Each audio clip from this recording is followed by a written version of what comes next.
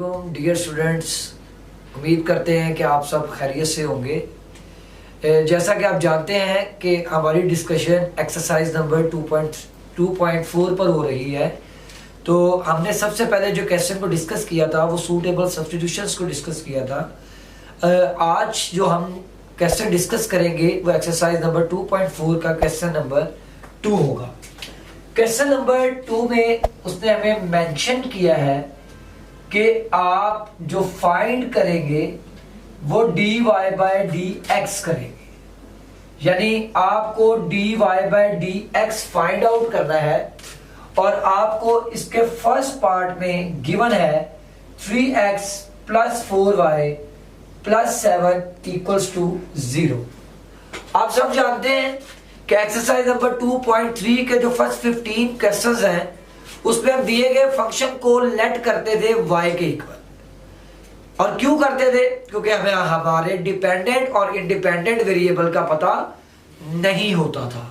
अब यहां पर हमारे पास लेफ्ट हैंड साइड भी आ रही है और राइट हैंड साइड भी आ रही है। हमें यह भी पता है हमारा डिपेंडेंट वेरिएबल कौन सा है, हमें यह भी इल्म है कि हमारा इंडिपेंडेंट वेरिएबल कौन सा है। तो पहली बात तो यह है कि यहां पर आप दिए गए फंक्शन को लेट नहीं करेंगे, आप इसको डिफरेंशिएट करेंगे विद रिस्पेक्ट टू x।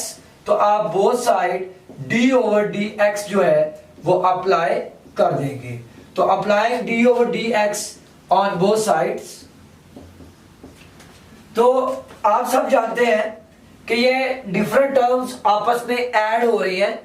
हम यहां पर जो डिफरेंशिएशन के रूल्स हमने बेसिक्स फंडामेंटल्स डिस्कस किए थे उन्हीं का यूज करेंगे। तो 3 आपके पास जो है वो एक कांस्टेंट है, उसको डेरिवेटिव से बाहर लिखेंगे। तो x का derivative with respect to x आपके पास क्या होता है 1। सेम एज इट इज 4 को आप डेरिवेटिव से बाहर लिखेंगे और y का derivative with respect to x क्या होता है dy बाय dx। 7 कांस्टेंट है और कांस्टेंट का डेरिवेटिव आपके पास क्या है बेटा 0। तो ये मिलकर बन जाएगा आपके पास 4dy बाय dx। पॉजिटिव 3 आप जब राइट हैंड साइड पर शिफ्ट करेंगे तो ये हमारे पास क्या बन जाएगा नेगेटिव 3। अब आपको जो चीज फाइंड आउट करनी है वो क्या है मेरा बेटा dy बाय dx। तो यहाँ dy बाय dx का जो मल्टीपल है वो आपके पास 4 है और ये 4 दूसरी साइड पे जाकर क्या हो जाएगा डिवाइड हो जाएगा। तो आपके पास पहले डेरिवेटिव का जो आंसर आया यानी dy बाय dx जो कि derivative of the first function है which is equals to -3/4। तो जब भी आपके पास लेफ्ट हैंड साइड और राइट हैंड साइड गिवन हो तो आप डायरेक्ट उसको डिफरेंशिएट करते हैं with respect to independent variable. तो आपने डिफरेंशिएट किया इसको विद रिस्पेक्ट टू x और आपके पास फर्स्ट डेरिवेटिव आया dy by dx which is equals to -3/4। अब आप इस क्वेश्चन नंबर 2 के बाद जो मेरे से डिस्कस करेंगे वो एक लॉन्ग क्वेश्चन है और मोस्ट इंपॉर्टेंट क्वेश्चन है according to board point of view.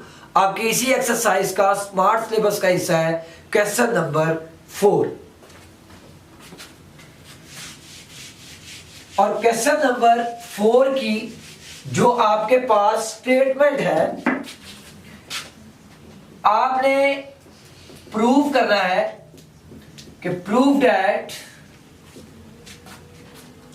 2x into dy by dx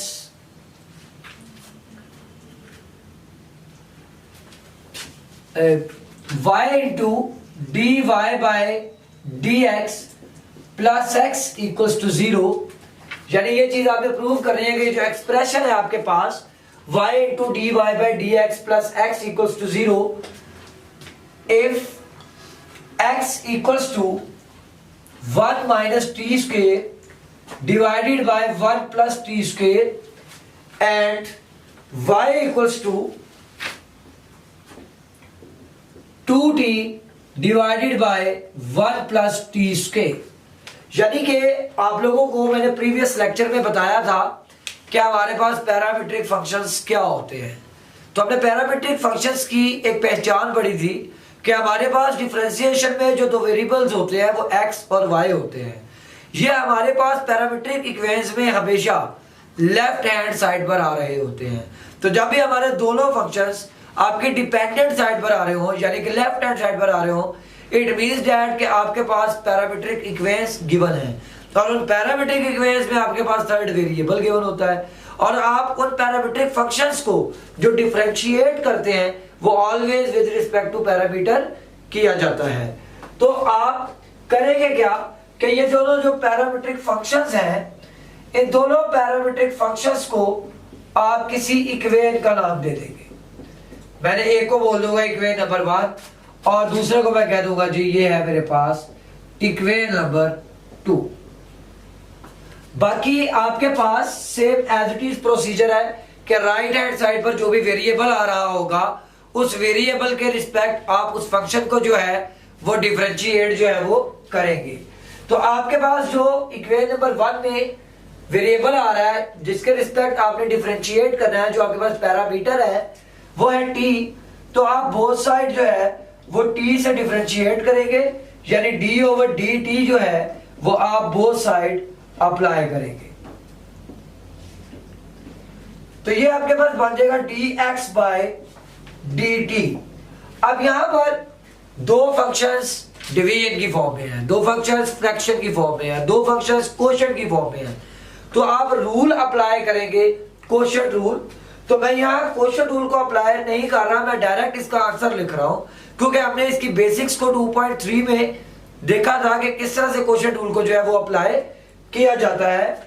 तो after applying the quotient rule जो आपके पास सिंप्लीफाई करने के बाद आंसर आएगा वो आएगा -4t divided by 1 + t square whole square. तो आप इसको डिफरेंशिएट करेंगे तो आपके पास जो आंसर आएगा वो होगा -4t divided by 1 + t square whole square. Same as it is जब आप इस फंक्शन को डिफरेंशिएट करेंगे विद रिस्पेक्ट टू t, तो यहां पर भी आपके पास जो दो फंक्शंस हैं वो डिवीजन की फॉर्म में है। तो जब दो फंक्शंस डिवीजन की फॉर्म में होंगे तो यहां भी आप जो अप्लाई करेंगे वो कोशेंट रूल ही अप्लाई करेंगे।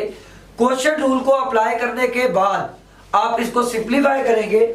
आफ्टर सिंप्लीफाइंग जो आपके पास आंसर होगा वो ये होगा 2 × 1 - t square divided by 1 + t square का होल स्क्वायर।